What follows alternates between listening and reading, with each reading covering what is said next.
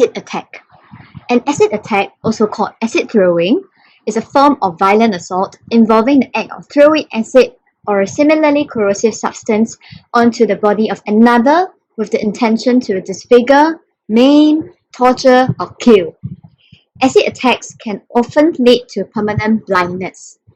The common types of acid used in these attacks are sulfuric acid and nitric acid. So here, I'm going to show you a short video about the common types of acids and the dangers that they pose.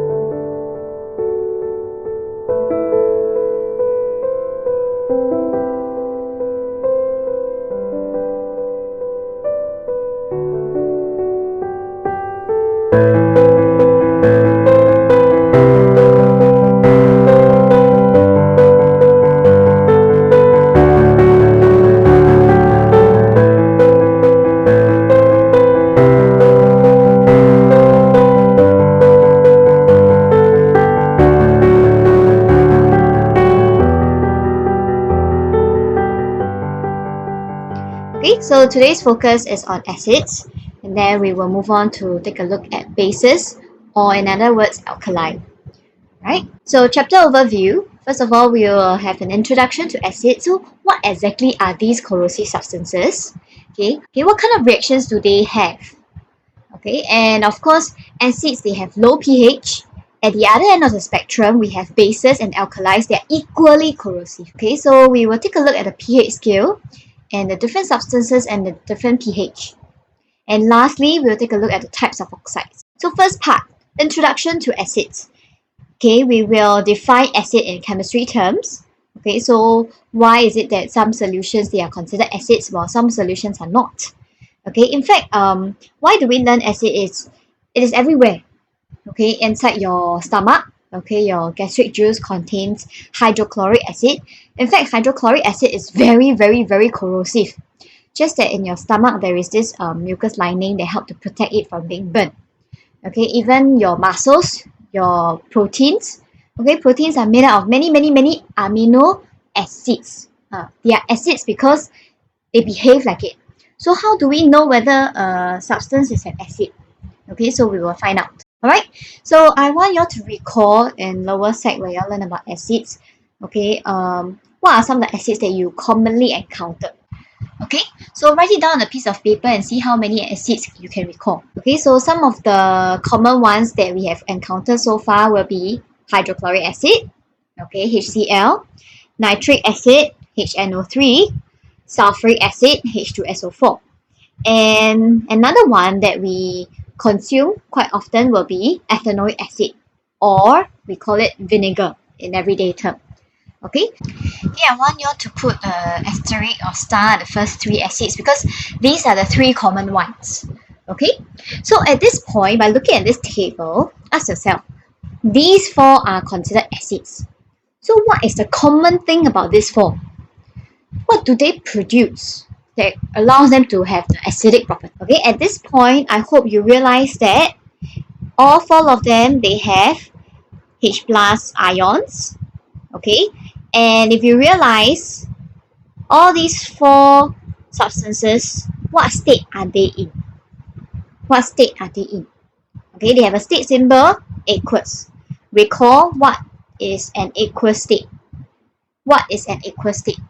You write down, aqueous state means it is able to dissolve in water to produce this aqueous state. Okay, so what is an acid? What properties do they have? Okay, so an acid is a substance that produces H plus ions, okay, when dissolved in water. Okay, so fill in the notes in page 3. So please take note, it must produce H plus ions and it has to be able to dissolve in water, and then we can call it an acid. Okay, so all acids contain hydrogen. okay? But they must produce hydrogen ions in water. So for example, H2O, okay? H2O is not acid because H2O does not produce H plus, okay? H2O does not produce H plus when dissolved in water. So that is why H2O is neutral. So this definition must remember, put a star to this definition. So an acid needs water, okay, to act as an acid, alright? So let's take a look at this animation, alright? So for example, HCl, okay, when I dissolve in water, it is in aqueous state. Okay, so this is your ionic equation. Okay, we call your ionic equation. Alright. So it is the hydrogen ions that gives acid their properties. Okay, because of all these hydrogen ions, okay, they are acids. So if I were to dissolve HCl, for example, HCl is a gas, if I bubble it into oil, you know, cooking oil or all the oil, okay, it's not water, it's organic solvent.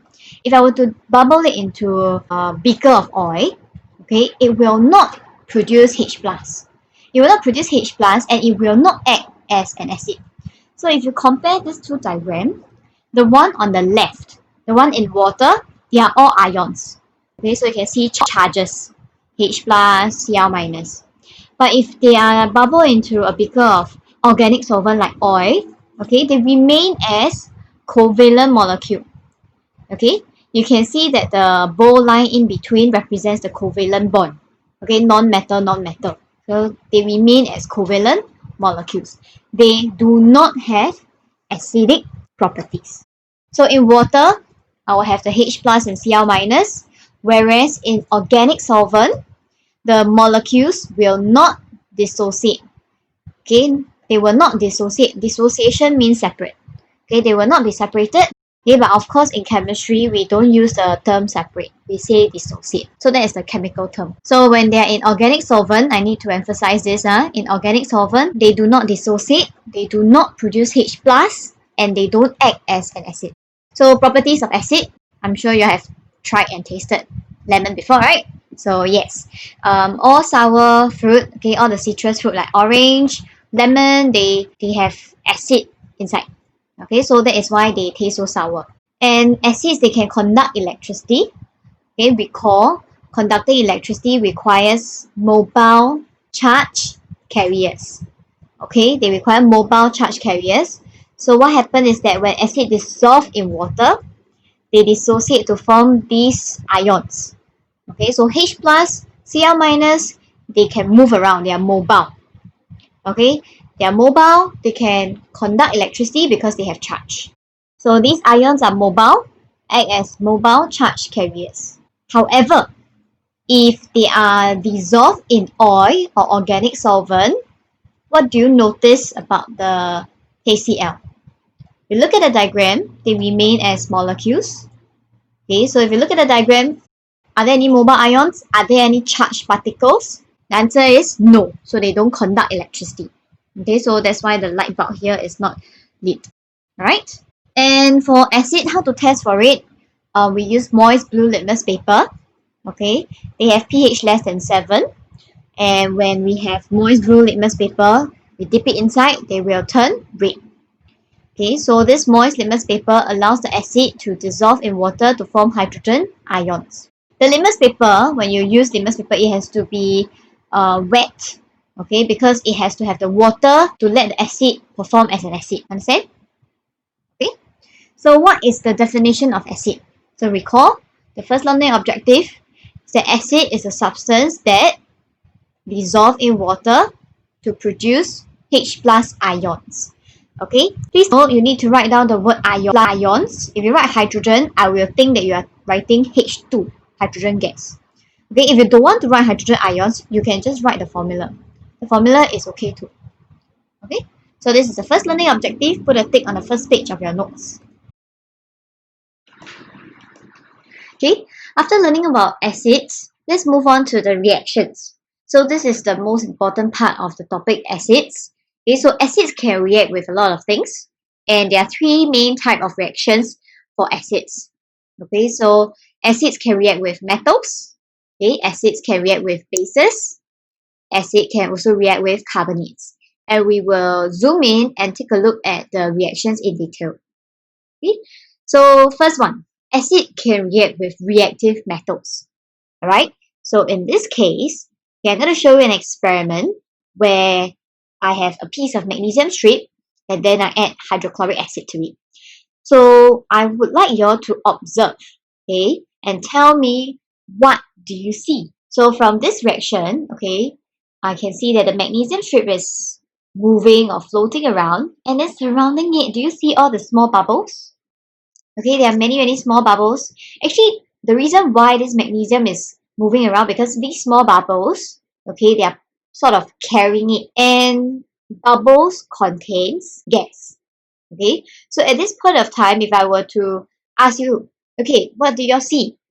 Okay, I see that there's a reaction. And how do I know there's a reaction? Because there are many air bubbles being formed. And I deduce that a gas must have been produced in this reaction. So there is a chemical term for these gases. Okay, instead of bubbles, we use this term called effervescence. Okay, need to know how to spell this word effervescence. Okay, EFFERVESCENCE. Okay, take note of the spelling. Put a star, write it down inside your notes. So at this point of time, I know, okay, acid can react with reactive metals. And one of the products must be a gas. Okay, because I can tell from the air bubbles. And this is what we call effervescence. Now, some of you might have this inquiry like, what's the difference between effervescence, emulsion, and foaming? So I would like you all to take a look at these three pictures. Okay, effervescence, okay, when you add, like, for example, vitamin C tablet, you add it into water, right? You see a lot of small bubbles. So this is what we call effervescence, okay?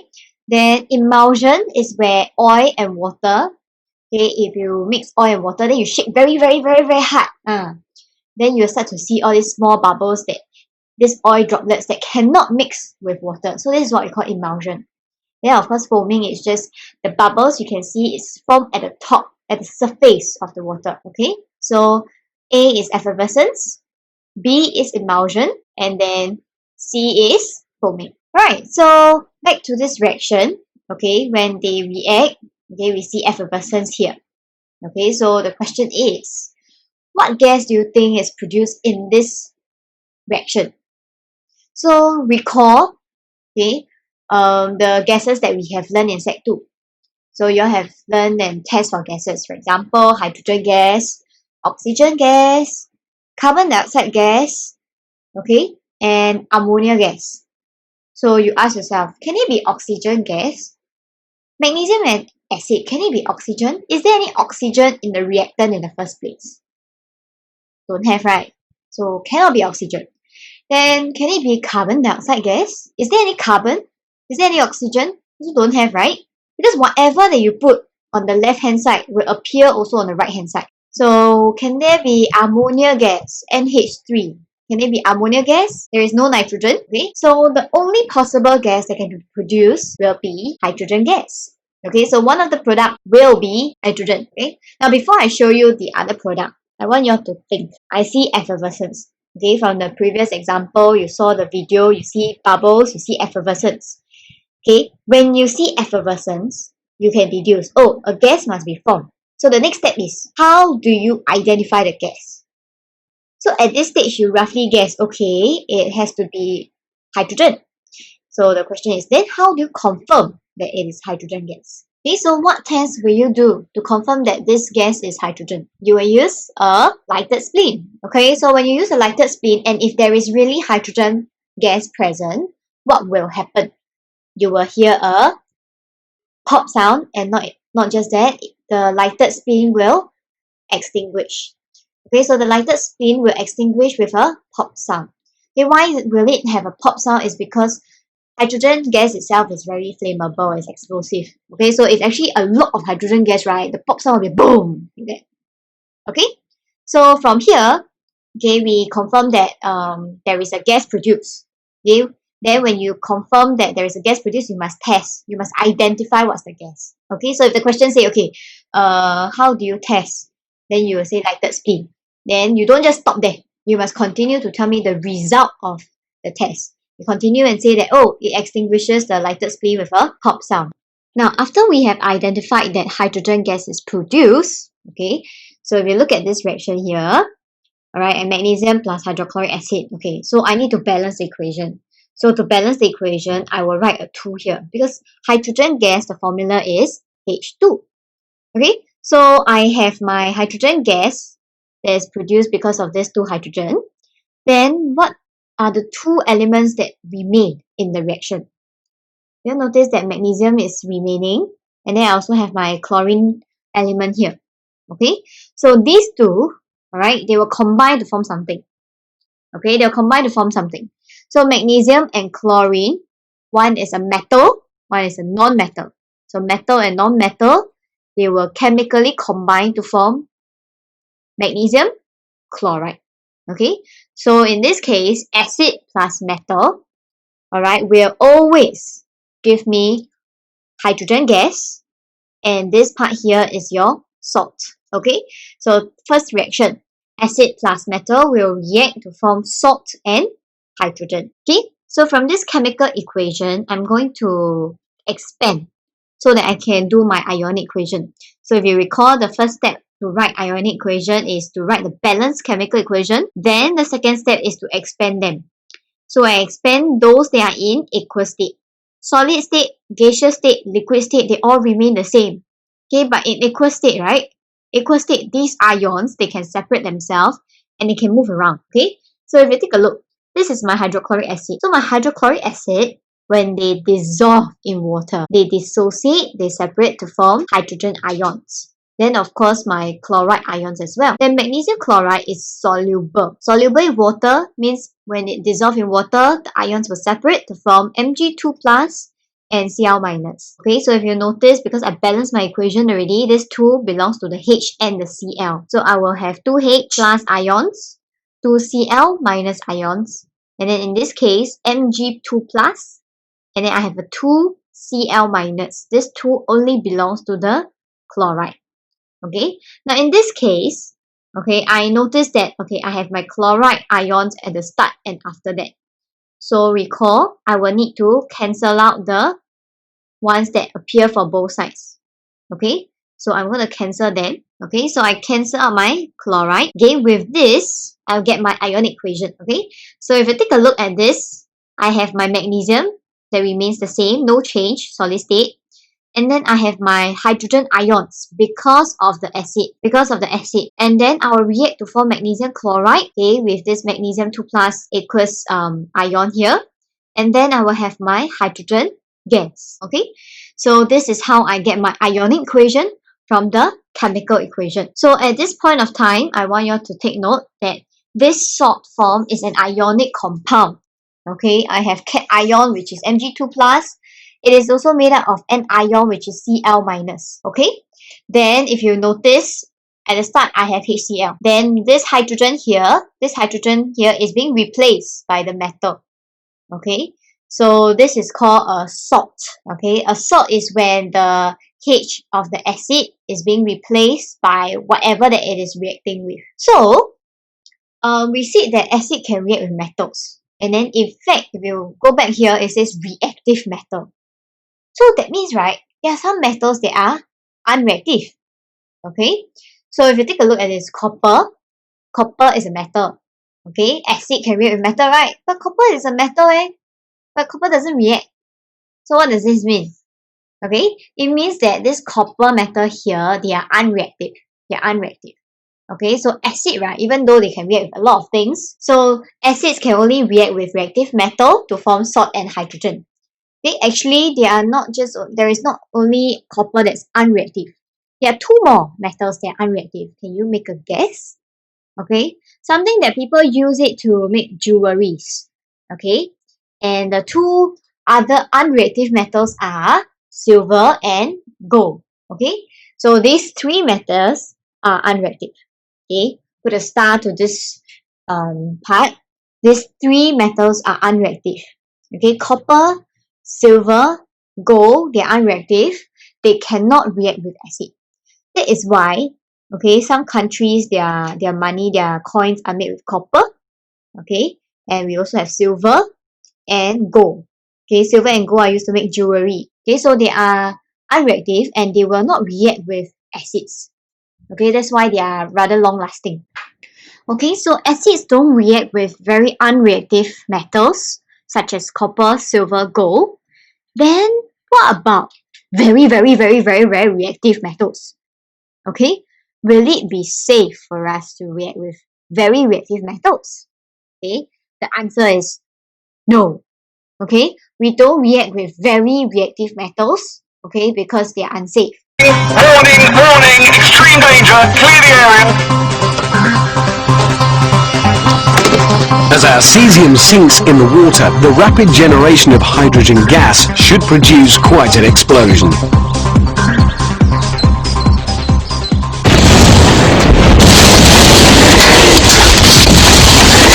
And it does. Okay, so if you take a look at this, in this experiment, they use cesium. Okay, you can take a look at how explosive cesium is. So at this point of time, we don't react metals with group 1, okay, because they are too reactive. So there are two types. We don't react with super reactive metals such as group 1. We don't react with very unreactive metals such as silver, copper, and gold. Now, moving on to this scenario.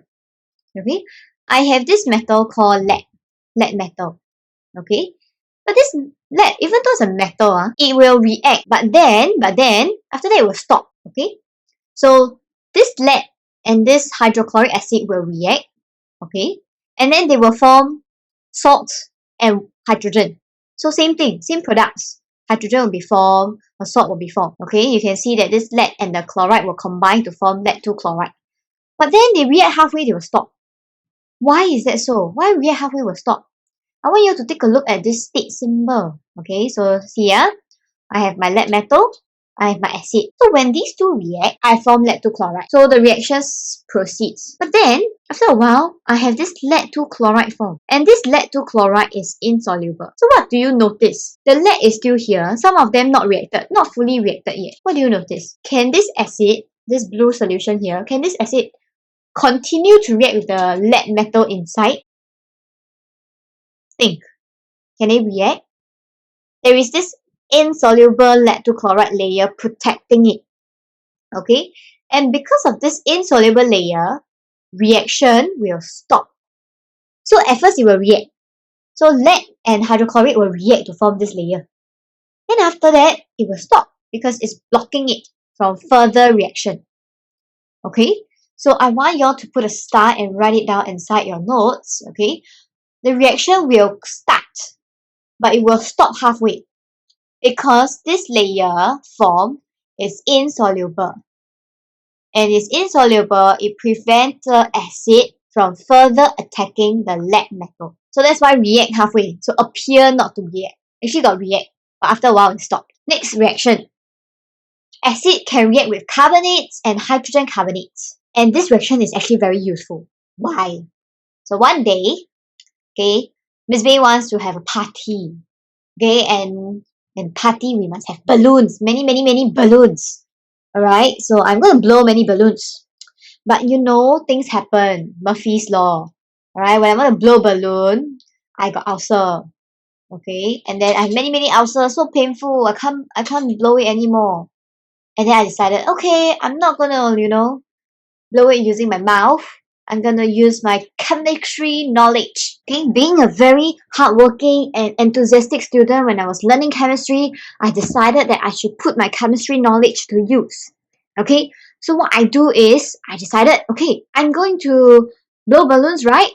Okay, I'm going to use baking soda, which is a sodium hydrogen carbonate, and I'm going to use vinegar from my mom's kitchen, and I'm going to mix them together. And let's see what happened.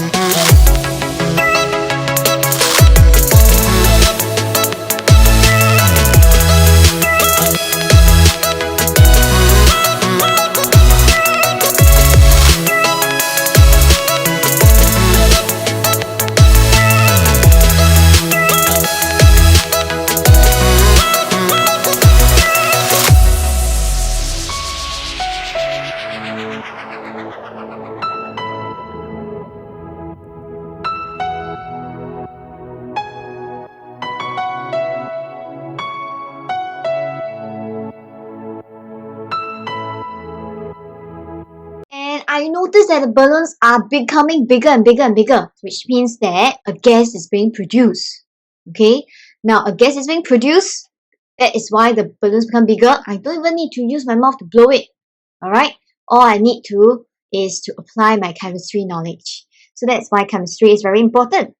Okay, so why is a gas produced? Now you ask yourself this, I have carbonate, I have acid. Okay, carbonate. Okay, there's a gas produced. So it's not going to be hydrogen gas. Okay, what gas can be produced from carbonates and only carbonates? So it contains carbon, it contains oxygen. So what gas can it be produced? Okay, I'm not sure whether you guessed it correctly. The gas produced is carbon dioxide. Okay, so when carbonates react with acid, okay, carbon dioxide is formed. And just like the previous reaction, it will always produce a salt. Okay, so if you take a look at this reaction, sodium carbonate plus acid, I have carbon dioxide. Okay, I have carbon dioxide. Then, of course, carbon dioxide is CO2, right? But carbonate is CO3. Okay, carbonate is CO3, carbon dioxide is CO2. So there is one oxygen here. Okay, so this one oxygen will combine with these two hydrogen to form my water molecule. Okay, and likewise, this sodium will react together with the Cl here, okay, to form my NaCl. Okay, to get this ionic equation, I will need to expand. Okay, so my solid will remain the same, liquid will remain the same, gas will remain the same. Okay, the thing different will be this aqueous state. So when it's in aqueous state, they are ions, they are mobile ions. So it will look something like this. Okay, so if I were to split them up, okay, aqueous state, okay, they will be ions moving around, they will be separated. So I will cancel away the Cl minus, okay, from both sides, and I will only get the hydrogen ions. Okay, so you can see that the hydrogen ions are here, the sodium ions are on the right side. So this is what we call ionic equation. Ionic equation must have state symbol. Ionic equation must have charge because you are separating the ions already. Okay, so this is the ionic equation. Okay, next one. You see that effervescence is produced. Okay, a lot of gas is being produced. And the next step is, of course, you must test. You always need to identify what is the unknown. In chemistry, we must stay curious, always seeking to find out what is the unknown. Okay, so we need to find out the unknown, and in this case, we need to test. So it cannot be hydrogen gas. Okay, highly likely it's carbon dioxide because it's carbonate. Right, so how to test for carbon dioxide? You all recall what do you all use? Okay, there is this long delivery tube. Okay, and you use your lime water. Okay, so you test using lime water, and if there is carbon dioxide form, okay, you will see a white precipitate. Now I want you all to take note, okay, and write it down inside your notes. This delivery tube is fully submerged into the lime water. Okay, so write down fully submerged into the lime water. Okay, because you want to bubble all the gas in, okay, to react.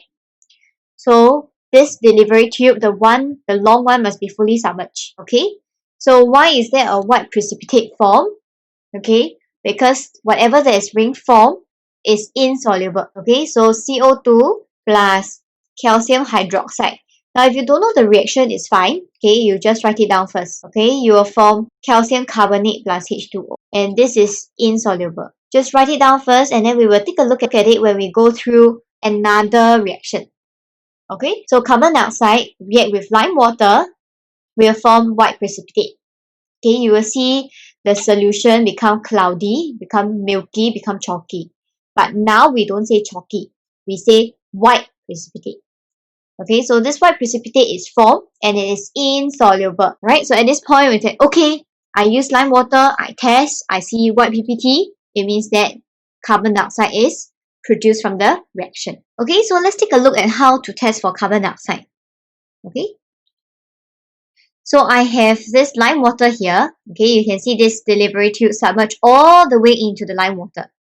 Okay, effervescence is observed, gas produced travel, and bubble into the lime water. Okay, so I'm going to pause the video here. You can see this part here Okay, from colorless and clear solution, you start to see that it becomes cloudy and milky. So this is what we call a white precipitate. Okay, so the more you bubble, okay, the more white precipitate is formed. Okay, and you will start to see a chemical reaction here. So at this point, I conclude that carbon dioxide is produced from this reaction. Okay, now another question. Now calcium carbonate appears not to react with dilute sulfuric acid. Now if you notice, this is very similar to reaction 1. Okay, where we learned that lead reacted halfway and then it does not react anymore. Okay, so why is that so? Alright, so always need to write down the chemical equation. Now calcium carbonate, okay, when they react with acid, carbonate plus acid will always form salt, water, and carbon dioxide. Okay, so I will write down, okay, carbon dioxide, CO2, H2O is formed. Okay, and then I will always form a salt. So in this case, calcium together with the sulfate ion, right? Now, if I were to fill in with all the state symbols, I notice that this calcium sulfate, okay, recall your solubility table. Calcium sulfate is insoluble. Okay, so because it is insoluble, okay, so let's take a look at this picture again. So I have my calcium carbonate. I react with my sulfuric acid. Okay, so they will react. And then, react halfway, my calcium sulfate formed. Now, this calcium sulfate is insoluble.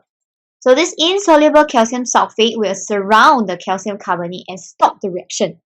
So at the start, it will react to form this layer. React halfway, stop. Because this layer will protect it from further reaction. Okay, so that is why it appears to react.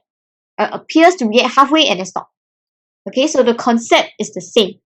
So at this point, you need to know the solubility. You need to know the chemical equation. Alright? Now the last reaction, okay, acid can react with base. So what is a base? Base is metal oxide and hydroxide. Now at this part is a bit dry, okay, this part here need you to memorize. So bases means any metal oxide and hydroxide, okay, it can be iron 2 oxide, iron 3 oxide, copper 2 oxide, copper 3 oxide, aluminium oxide, and hydroxide. So let's take a look. Now copper 2 oxide is a metal oxide, is a base, okay, and then they will react with acid. So let's take a look. I have my black solid, which is copper 2 oxide. I have my sulfuric acid, and when I react, I only get a solution. I only get a solution. There is no gas form. There is no effervescence. So if I don't see any air bubbles, if I don't see any gas, okay, if I don't see any air bubbles, I don't see any effervescence, I can conclude that no gas is formed. Okay, no gas is formed. So at this stage, I will tell myself, okay, base plus acid, no gas. But there must be a salt form. Every reaction with acids will form a salt. Okay, every reaction with acid will form a salt. So in this case, so my salt form will be this copper here and this sulfate. Okay, so maybe I'll have a copper and a sulfate like that. Okay, because this is copper 2, so I suspect maybe it's a copper 2 plus, and then I also have a SO4 2 minus ionic compound. Okay, ionic compound. Okay, so I have this. Okay, now I have already reacted this and this to form my salt. What is being left behind? What is being left behind here? Okay, I have one O and I have H2. So what is being left behind? It will be H2O. Okay, so base plus acid, there is no effervescence, no gas. It must have a salt. So now copper and sulfate come together. It is like they exchange partners like that. It is like they exchange partner and from copper to sulfate. Okay, so copper 2 oxide, which is a base, and an acid will react to form salt and water. Okay, copper 2 sulfate and H2O. Okay, so if I want to do the ionic equation, same thing, I will need to separate the ones in equal state. Okay, so how to separate them? Okay, so I will separate those that are in equal state only. Okay, so only those in equal state, I separate them. It will be 2H plus because H2, okay, and then my sulfate is SO4 2 minus aqueous. Okay, and then this one, this copper 2 sulfate, I also separate them. Okay, so I'm going to write here, it will be Cu2 plus aqueous, and then SO4 2 minus aqueous as well. So I will cancel away spectator ions, okay, those that appear on both sides. Alright, so after cancellation, this will be my ionic equation, where I copy and paste my solid here, copper 2 oxide, and then my acid is aqueous. I separate them, I cancel already, I am left with H plus. Okay, I'm left with this 2H plus. Copper 2 sulfate aqueous, I also separate them, I cancel away the sulfate, I'm left with copper 2 plus. And last but not least, I have my water molecule. Okay, then let's try another one. Instead of metal oxide, I try with metal hydroxide. Okay, so same thing, metal oxide, metal hydroxide, they are all called bases. Okay, so hydroxide means I have OH inside. Hydro means oxygen, right? Okay, hydro means hydrogen, right? And then oxide means oxygen. So hydroxide is OH minus. Okay, Na plus, OH minus. So when they react, same thing, no effervescence. I see no gas being formed. So it's only salt and water. Okay, if I were to separate them into ions, okay, I notice that this one is aqueous, aqueous, aqueous. Okay, so aqueous means I separate them. Okay, so write down inside your notes the steps. Okay, your notes only show you the final one. I want you all to really break it up and practice more. Okay, because these are common questions from O-level. So I break up my NaOH become Na plus, OH minus. I break up my HCl because acid dissociate to form H plus. Okay, and then I'll have Cl minus here. And then this NaCl, aqueous state. So I will write and separate them to form ions as well. Okay, so we will form Na plus and Cl minus. Okay, it will form Na plus and Cl minus, right? So what I do is, of course, I will cancel out spectator ions. Na plus appear on both sides. Cl minus appear on both sides. This liquid, okay, this liquid water here will just copy and paste down. Okay, so my final ionic equation will look something like this. OH minus aqueous, okay, H plus aqueous from acid, and then my water molecule here, I just copy and paste down. Okay, so this is how my ionic equation looks like. Okay, this is how my ionic equation look like. So let's take a quick look at why do we need to learn acid. Okay, not just because it is inside our body, but of course there are many uses. Alright, one of the most important uses is that it's actually used to remove rust. So you know those rust on iron, nails, on metals, okay, they're actually iron 3 oxide. Then when you see this, iron is a metal, and this oxide here, so this is a metal oxide. Okay, so acid can react with metal oxide, okay, to form, just now what we learned, salt plus water. In fact, this iron 3 oxide is called a base. Okay, this iron 3 oxide is a base, so they will react away to remove the rust. Okay, so we can take a look at this video here. So you didn't feel like doing dishes after breakfast and threw your cast iron skillet into the sink. When you get home, the thing's covered in rust and you can't bear to scrub it with a Brillo pad for a half hour. Good news for you. Open your fridge and grab that 2 liter of Coca-Cola. Coke has an ingredient called phosphoric acid that is used to add a sour punch to the super sweet soft drink. Funny thing is that this chemical is also used industrially as a rust and tarnish remover. Phosphoric acid converts your typical hard to clean iron oxide rust into blackish ferric phosphate that can easily be scrubbed right off. Go ahead. Okay, so acid can react with base to form salt and water. Alright, okay, so in summary, acid can react with 3 different substances, and they are metals, bases, and carbonates. Okay, so these are the key points. Please write it down. First of all, acid can react with reactive metals. Okay, and this reaction, they will have effervescence, and this gas will cause the lighted spin to extinguish with a pop sound. Alright, so they'll produce salt and hydrogen. Now, please take note, okay, this reaction is only for reactive metals. Okay, can you write down? It's not for group 1. Okay, it is not for group 1 metals because they are too explosive, okay, too reactive. So write down inside your paper, too reactive. Okay, neither is it for copper, silver, gold. Okay, why? Because these three are too unreactive. Okay, so we don't react with these metals.